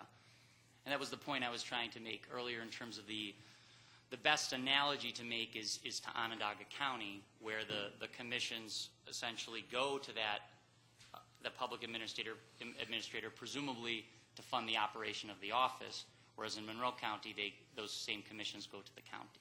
But I guess, is there authorization to assess an estate, the commissions, in addition to the legal fee and the expenses provisions that are characterized in subdivision 3 and 4 of 1207? Through you, Mr. Chair, yes, I believe that's in 2307. I don't know if you have the whole statute there. No, I don't, actually. I can certainly provide it to you after the meeting. Okay, so 2307, I'll be sure to look at that, before full legend. Perhaps we can talk about it offline, too. Certainly, and I'll make sure I've got my numbers correct as well. I'm pretty sure it's 2307. Yeah, that's okay. But it does seem to me that because it looks like the legislature wants us to use our discretion in determining what's reasonable as a legislative body, that we ought to know what the number is that the public administrator is reimbursed by estates that are court approved, so that we can determine what's appropriate for us to approve in terms of additional defraying of expenses in office space. So if I could leave you with a request to provide us with that information, and if I might also request, again, because I think we have an obligation to understand and opine on the reasonableness of the fees, that we get copies of the public administrator's annual report and annual audit for the last 5 years of a period, if that's possible. Through you, Mr. Chair, I certainly have possession of the most recent audit, but I will certainly inquire as to whether I can get the remainder. I'm certain that I can. Yeah, the most recent one would be a great first start. And finally, this is my one other point. I guess I think I'm all set. If I can get that information, I think that would be very helpful. Through you, Mr. Chair, I'll forward that to your attention. Thank you, Legislator O'Brien. Is there any other discussion? Legislator Haney. Thank you, Mr. Chairman. I'm trying to wrap my arms around exactly why we pay these expenses. If I understand from Section 1207, Paragraph 3, I'm sorry,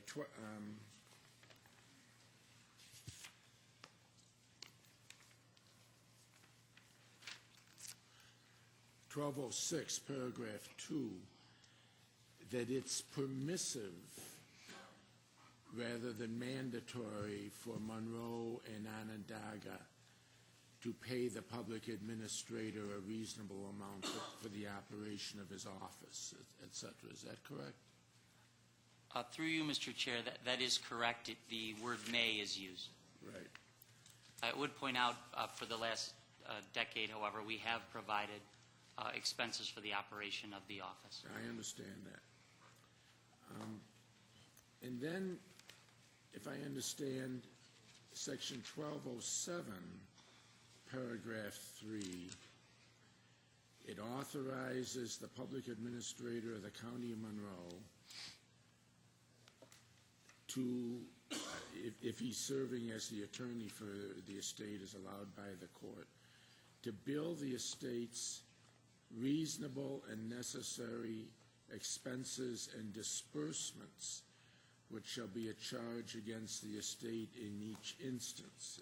Is that correct? Through you, Mr. Chair, that is what's provided in the statute. My confusion then is, and I realize we have a 10-year practice here, but practice doesn't always make perfect. If the statute allows the public administrator to bill the estates for the expenses, and I take it that he is, why then is the county also reimbursing the expenses of the public administrator? Through you, Mr. Chair, as you've pointed out, the statutory regime provides a number of different mechanisms of compensation, and I think pooled together, they allow for the office to run efficiently and appropriately. The best way to answer your question, and the best way that I understand it, is to realize that a large portion of what the public administrator does is serving, as a public servant in this community, doing things for which he or she is not compensated.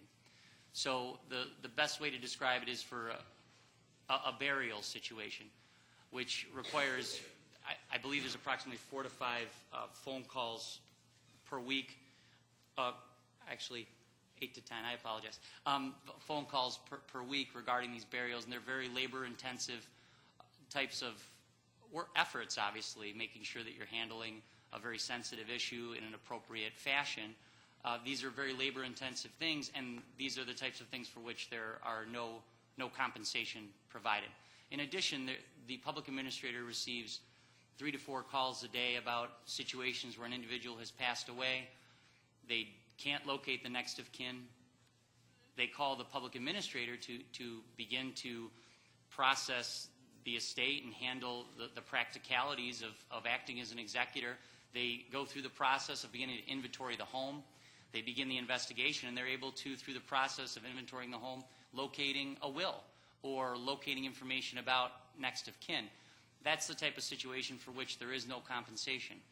Not to mention the additional roles that the public administrator has taken on over the last decade in terms of the assignments from surrogates courts to handle the investigation, to serve as a guardian of property, as well as to handle the complex issues and the Medicaid type of liens and the issues for which there are no compensation. And so I think that's the best way to understand it, that it's in the best interest of the community to fund this office and to make sure that it's operating efficiently regardless of an individual's assets or ability to pay any commissions. Through you, Mr. Chairman, it was stated in the morning paper that in the years 2006 through 2009, which is a 4-year period, the public administrator billed estates for $332,000 in office expenses and slightly less than $1.3 million in legal fees during those 4 years. Are those, to the best of your knowledge, accurate numbers? Through you, Mr. Chair, I'd certainly have to check my files and correlate those numbers. I know that that as far as the legal fees have been concerned, they've been $200,000 to $350,000, I believe.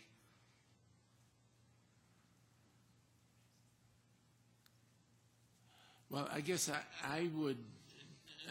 Through you, Mr. Chair, I certainly wouldn't question the math. I can go and verify that. But Okay. Well, I think it raises the issue that Legislator O'Brien was referring to, that before we get to the legislature meeting, I would like to know what the amount of the office expenses and legal fees that the public administrator billed in his 10-year term. And I'd like to see the annual reports and audits for the last 5 years for the public administrator. But, Mr. Chairman, based on the information that I have before me now, and I don't say this is how I will vote at the legislature based on the additional information we receive, but based on the information that I have before us now, I'm going to vote against this because in aggregate billings of $1.6 million in a 4-year period, which is $400,000 a year, I see no evidence. No evidence has been presented that I'm aware of at this point to indicate that $400,000 of annual compensation in form of expense reimbursements and fees that the public administrator has been receiving, I've seen no evidence that that is not adequate to compensate him for his services as public administrator. Having been the executor of 2 or 3 estates, and having seen the bills that came from the attorneys for the estates, the attorney billed me the fees permitted, billed the estate the fees permitted by surrogates court, and didn't then separately bill me for expenses of a paralegal or something. I just don't see any evidence that annual billings of approximately $400,000 wouldn't be sufficient for the operation. If the data we receive indicates otherwise, I'm more than willing to reconsider my vote. But based on the information before us at this point, I cannot justify voting for this $100,000. Thank you, Legislator Haney. Is there any other discussion on this matter? There being none, we'll do a roll call vote, please. Okay. Madam Clerk. Ms. Andrews? Mr. Barker? Yes. Mr. Bronson is excused. Chairman Daniele? Yes. Mr. Haney? No. Mr. Hyder? No. Mr. McCann? Yes. Mr. O'Brien? No. Dr. Quattro? Yes. Mr. Tucciarello? Yes. Mr. Yolovich? Yes. 6-4 passes. Next item. Referral 10-159. Moved by Legislator Quattro, seconded by Legislator Tucciarello. Is there any discussion on this matter? There being none, all those in favor signify by saying aye. Any opposed? Item carries. Next item. Referral 10-160. Moved by Legislator Tucciarello, seconded by Legislator Yolovich. I would like to mention that we are approving this as it was amended in its lead committee. There was a change in the amount, and that's what we're voting on. Any questions? Legislator Yolovich. Just very briefly to Director Staub. Do you have a completion date or an approximate completion date of the Lion exhibit? The approximate completion date would be spring of 2011. Spring of 2011, they expect to break ground this fall. Correct. Thank you. Legislator Andrews. Dobb. Even though this project is being done through the Zoo Societies, it's still a public works project with prevailing wage being paid. Through you, Mr. Chairman, absolutely. This project, though being financed by the Seneca Park Zoo Society, the procurement is being handled by the county. So all applicable rules, regulations, and laws will be followed. Thank you. And then secondly, during the presentation, we talked a little bit about the maintenance for the lions over the years and the hopes we have in terms of allowing them or enabling them to reproduce. And my question is, how much does that cost, that sort of maintenance for an exhibit like this on an annual basis? It seems like it's a pretty intense effort. Through you, Mr. Chairman, the maintenance for reproduction? Not specifically reproduction, but in terms of the goals. The goals here seem great in terms of what we'd like to do with the lions and what we hope to achieve from having this exhibit and ultimately the 3 lions. And so it seemed to be a pretty intensive undertaking. Right. And so I was just wondered if at this point in time, how much cost we expect on an annual basis for that, to maintain that sort of exhibit. Through you, Mr. Chairman, thank you for the clarification. The cost for the care of the animals and the maintenance of the exhibit is quite minimal within our budget because we're using existing staff. We're not adding any new staff for this exhibit. We're using existing keepers for the lions and existing maintenance personnel. The SSP, as Mr. Sorrell talked about, the species survival program, where we talk about preserving the genetic pool and reproducing the lions, is really not a cost either. It's part of being an AZA accredited zoo. So we would become part of that program. So we would have access to the different animals, and once we have, like Mr. Sorrell said, the two African lions and the one lion that we procure from another AZA accredited zoo, once we start having offspring, we would place them in other AZA accredited zoos. Maybe we would swap out some lions, but all that's involved there is basically transportation costs as we have currently. So the added costs are quite minimal. It's basically food. Great. Thank you very much. Mr. Chairman, just one quick thing before we vote. I'm sure it was technical in nature, but you mentioned there was an amendment at Rec and Ed. But what was the amendment before we vote on it? Through you, Mr. Chairman, when we received the initial documents from the state, preliminary to the actual plan coming out for the grant, they indicated that the maximum grant amount would be $600,000. Since then, the actual grant documents have come out, an application, and the commissioner reduced that to $400,000. So it basically changes everywhere you see $600,000 to $400,000. Thank you. Legislator Haney. Through you, Mr. Chairman, did I understand from the presentation that the fundraising is currently $2 million short for the project? Through you, Mr. Chairman, the fundraising is about half, is about at the halfway point, about a little more than half. Okay. But the amount yet to be raised is about $2 million? Through you, Mr. Chairman, about $1.8 million. 1.8.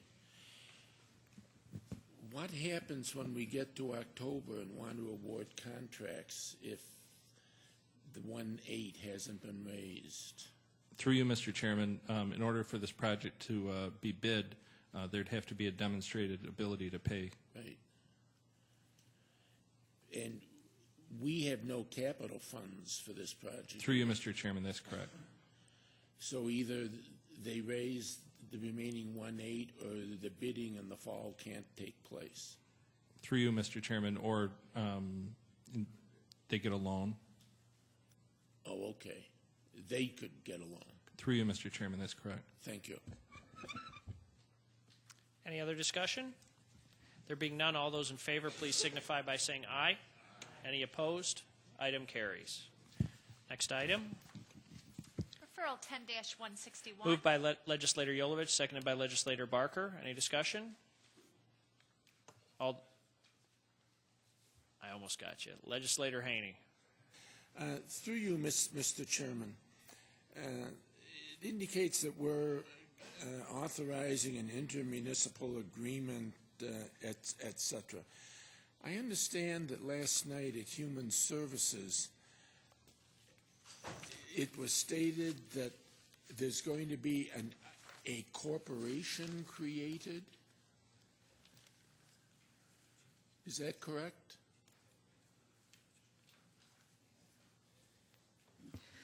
Through the chair, Dr. Kathy Plum from the Monroe County Office of Mental Health.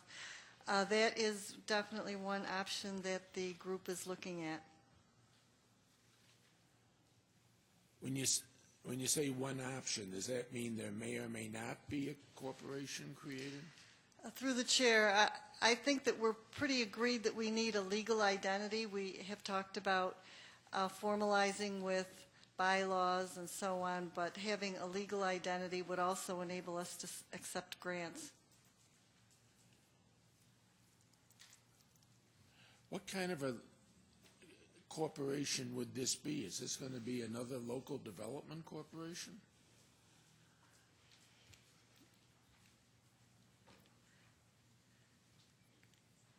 Through the chair, this corporation is not intended to have any staff. It's going to essentially formalize relationships that have been working amongst the counties since 2001. We've had 6 counties involved. Westchester is just joining our effort, and we feel that to formalize those and make it clearer what the expectations are would be helpful at this time. I understand the rationale to having an intermunicipal agreement that formalizes everything. But when we talk about creating a new corporation, it makes me a little nervous. I mean, what would the corporation do? Is it going to take over some of the functions that the 6 counties currently perform? Through the chair, my name is Kelly Reed. I'm the Commissioner of Human Services. I think I understand that you have a concern about it. I think that one of the things that's important to clarify is that this is a group that has been working together for several years on projects related to care coordination for folks who are facing issues of mental health. All that they are suggesting that they do now is to formalize their relationship with each other to help influence the state policy related to insurance for folks who are experiencing mental health issues. It's just a formalization of a group that already exists. There is no cost associated with it. It is being funded through a New York State fund. There will be no employees associated with it, and Monroe County has carefully reviewed it to ensure that we are not giving up any of the rights, responsibilities, or obligations of the Office of Mental Health in our participation in this collaboration. I understand the goals of the effort, and I'm supportive of them.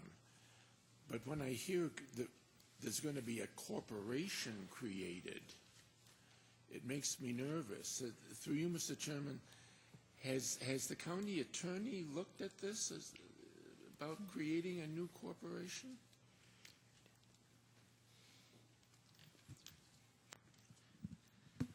Through you, Mr. Chair, Meredith Smith from our office did review this matter. Unfortunately, she had to leave the meeting. I can certainly have her available at the full legislature meeting to address this, or if you'd like to contact her in another context, she'd certainly be glad to answer questions related to it. I mean, I'm certainly supportive of the goals and the objectives, and I'll vote for it this afternoon. But at either before or at the full legislature, I'd like this issue of creating a corporation explored, because that frankly makes me nervous, because once you get a corporation formed, I mean, 3 wonderful people with the noblest of ideas can form a corporation, but it becomes a forever legal entity that 5 years from now, an entirely different set of people serving on a board of directors, could march off in a totally different direction, and we have no control or influence. Do you understand my concern? But I'm supportive of the objectives, and I'll vote for it tonight, but I'd like to have that explored before or at the legislature meeting. Through you, Mr. Chair, just to clarify before you go to vote on that, it is important to emphasize that Monroe County does not relinquish any of its ability to decide individually for Monroe County.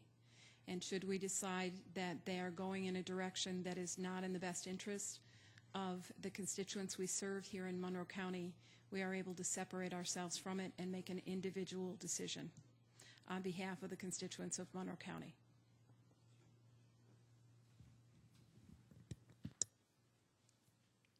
Legislator Andrews. Thank you, Mr. Chairman. And through you to the administration, I just want to clarify something, because last night it sounded like this was a definitive, or this was something that we were definitely going to do in the creation of the not-for-profit corporation. I believe a name was given, New York State Care Coordination Program or something I tried to write down. Tonight, though, I believe it was stated that that was just a possibility. Is this, it's our intention to do this as long as the other counties agree with it. Is that correct? The chair, that's correct. Okay. And I think I also asked last night, and I think the Commissioner just addressed this. Monroe County includes the legislature, of course. We wouldn't be ceding any of our authority or our right to receive and authorize grants in this area if this goes forward. Is that correct? Through the chair, that's correct. Okay, thank you. Any other discussion? There being none, all those in favor, please signify by saying aye. Any opposed? Item carries. Referral 10-162. Moved by legislator Barker, seconded by legislator McCann. Any discussion? All those in favor, please signify by saying aye. Any opposed? Item carries. Referral 10-163. Moved by legislator McCann, seconded by legislator Quattro. Any discussion? All those in favor, please signify by saying aye. Any opposed? Item carries. Referral 10-164. Moved by legislator Quattro, seconded by legislator Yolovich. Any discussion? All those in favor, please signify by saying aye. Any opposed? Item carries. Referral 10-165. Moved by legislator Yolovich, seconded by legislator Barker. Any discussion? All in favor, signify by saying aye. Any opposed? Item carries. Referral 10-166. Moved by legislator Barker, seconded by legislator McCann. Any discussion? All those in favor, please signify by saying aye. Any opposed? Item carries. Referral 10-167. Moved by legislator Barker, seconded by legislator McCann. Any discussion? All in favor, please signify by saying aye. Any opposed? Item carries. Referral 10-168. Moved by legislator McCann, seconded by legislator Quattro. Any discussion? All those in favor signify by saying aye. Any opposed? Item carries. Referral 10-169. Moved by legislator Quattro, seconded by legislator Tucciarello. Any discussion? All those in favor, please signify by saying aye. Any opposed? Item carries. Referral 10-170. Moved by legislator Tucciarello, seconded by legislator Yolovich. Any discussion? All those in favor signify by saying aye. Any opposed? Item carries. Referral 10-171. Moved by legislator Yolovich, seconded by legislator Barker. Any discussion? All those in favor, please signify by saying aye. Any opposed? Item carries. Referral 10-173. Moved by legislator Barker, seconded by legislator McCann. Any discussion? All those in favor signify. We are on 171, legislator Haney. Any discussion? All those in favor signify by saying aye. Any opposed? Item carries. Referral 10-173. Moved by legislator McCann, seconded by legislator Quattro. Any discussion? All those in favor signify by saying aye. Any opposed? Item carries. Referral 10-174. Moved by legislator Quattro, seconded by legislator Tucciarello. Legislator Haney. Through you, Mr. Chairman, and this one, compared to the other similar contracts as proposals we have before us tonight, the construction supervision fees appear to be very high. The construction supervision is almost a third of the construction cost. And on the two or three others, it's a much lower percentage. Like on the next one, it's only 10%. Why is the construction supervision proportionately so much more expensive here? Through the chair, that Terry Rice, Director of Transportation, that is an estimate, and we will be requesting a fee proposal from the consultant. But in essence, it could take about the same amount of time. It's really how long it takes for a contractor to do the work. So even though the amount of money is less because it's a rehabilitation of a project rather than the others are reconstruction, the amount of time somebody out there is supervising the inspection could take about the same time. So it can't just strictly go by percentages for some of this type of work. Thank you. Any other discussion? All those in favor, please signify by saying aye. Any opposed? Item carries. Referral 10-175. Moved by legislator Tucciarello, seconded by legislator Yolovich. Any discussion? All those in favor signify by saying aye. Any opposed? Item carries. Referral 10-176. Moved by legislator Yolovich, seconded by legislator Barker. Any discussion? All those in favor, please signify by saying aye. Any opposed? Item carries. Referral 10-177. Moved by legislator Barker, seconded by legislator McCann. Any discussion? All those in favor, please signify by saying aye. Any opposed? Item carries. Referral 10-178. Moved by legislator McCann, seconded by legislator Quattro. Any discussion? All those in favor, please signify by saying aye. Any opposed? Item carries. Referral 10-179. Moved by legislator Quattro, seconded by legislator Tucciarello. Any discussion? There being none, all those in favor, please signify by saying aye. Any opposed? Item carries. Referral 10-180. Moved by legislator Tucciarello, seconded by legislator Yolovich. Any discussion? There being none, all those in favor, please signify by saying aye. Any opposed? Item carries. Referral 10-181. Moved by legislator Yolovich, seconded by legislator Barker. Legislator Haney. We're on 181, correct? We are on 181, sir. Yes. This afternoon, I had the opportunity to read the 3 responses to the RFP, and I certainly agree that of the 3 responses, this is the best response. The fees that were being quoted in the other 2 responses were just out of sight. My real question is, if I understand that on negotiated sales, anything that's complex, like a negotiated sale or a revenue bond issue or a refunding bond issue, etc., that we may indeed need fiscal advisory services. But for the plain vanilla things, like, well, let's take the plainest of the plain, a revenue anticipation note. Do we really need to pay somebody $25,000 to tell us how to issue our revenue anticipation notes? I mean, there's nothing more plain vanilla. Through the chair, I would agree with you on the concept that there's nothing more plain vanilla than issuing a revenue anticipation note.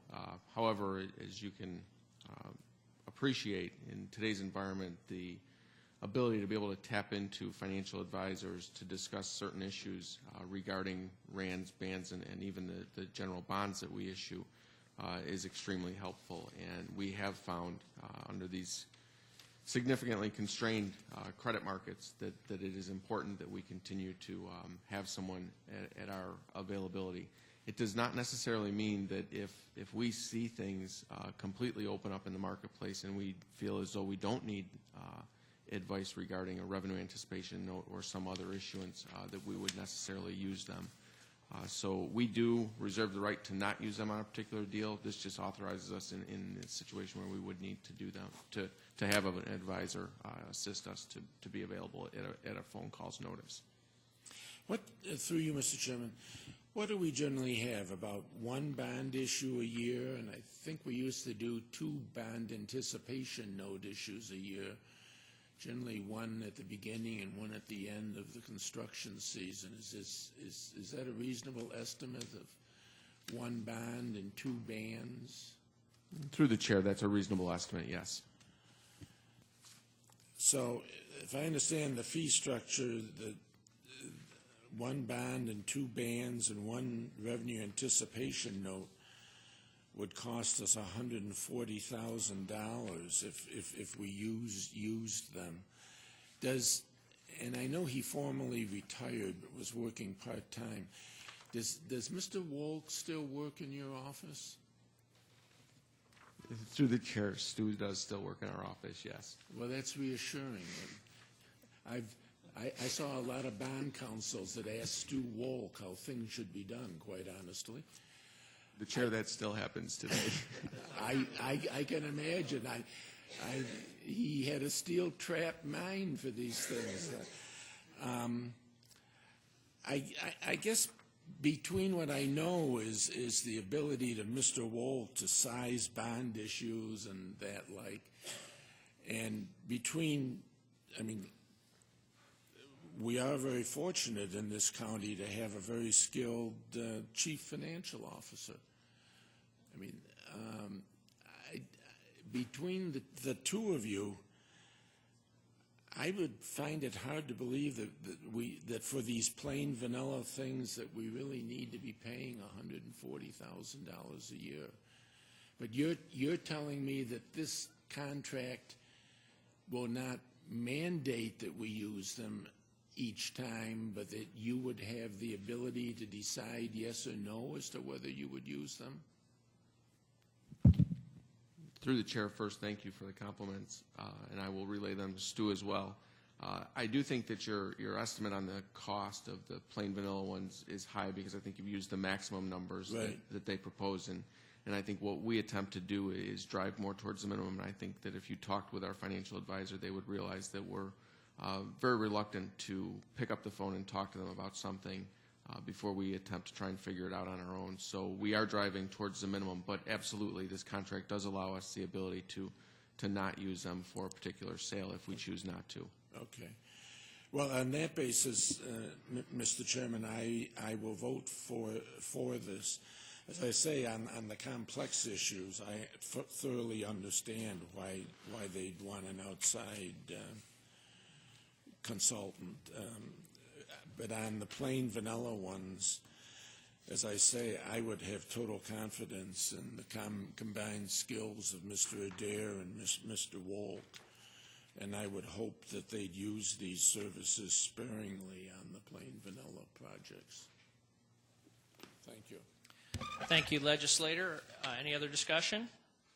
All those in favor, please signify by saying aye. Any opposed? Item carries. Next item. Referral 10-182. Moved by legislator Barker, seconded by legislator McCann. Since we're making an evening of it, I do have a question on this myself. What would you attribute the substantial drop in the revenue? I mean, is it the obvious slower economy, or are there other factors? And through the chair, or to the chair, you're correct. It's the slowing economy in the housing market. We would expect, we anticipate some pickup in that for the next half year, but a lot of that activity is still to be seen because we have seen some recent activity or increased activity in the housing market. So we'll stay tuned regarding future numbers. And are the sharing partners, the towns, villages, city, are they aware of this substantially less amount that's coming their way? Through the chair, while we haven't reached out to contact each and every one of them regarding that, the ones that have called are aware of the reduction in revenue that they'll be receiving for this particular revenue source. Thank you. Any other discussion? All those in favor, please signify by saying aye. Any opposed? Item carries. Referral 10-183. Moved by legislator McCann, seconded by legislator Quattro. Any discussion? Being none, all those in favor, please signify by saying aye. Any opposed? Item carries. Are there any other matters to come before this committee? Yes, Legislator Haney. Mr. Chairman, on the miscellaneous business, I had intended to ask some questions about the first quarter indicator report, which was given to us after the last meeting. Given the hour, I'll, to everyone's great rejoicing, refrain from doing so. But I would look forward to asking those questions instead at the next meeting of the committee. That is appreciated, and we'll look forward to those. Is there any other business to come before the committee? I was not being facetious. There being no further business, the May 26, 2010 meeting of the Ways and Means Committee stands adjourned. The next meeting is scheduled for June 30th, 2010 at 6 p.m. Thank you.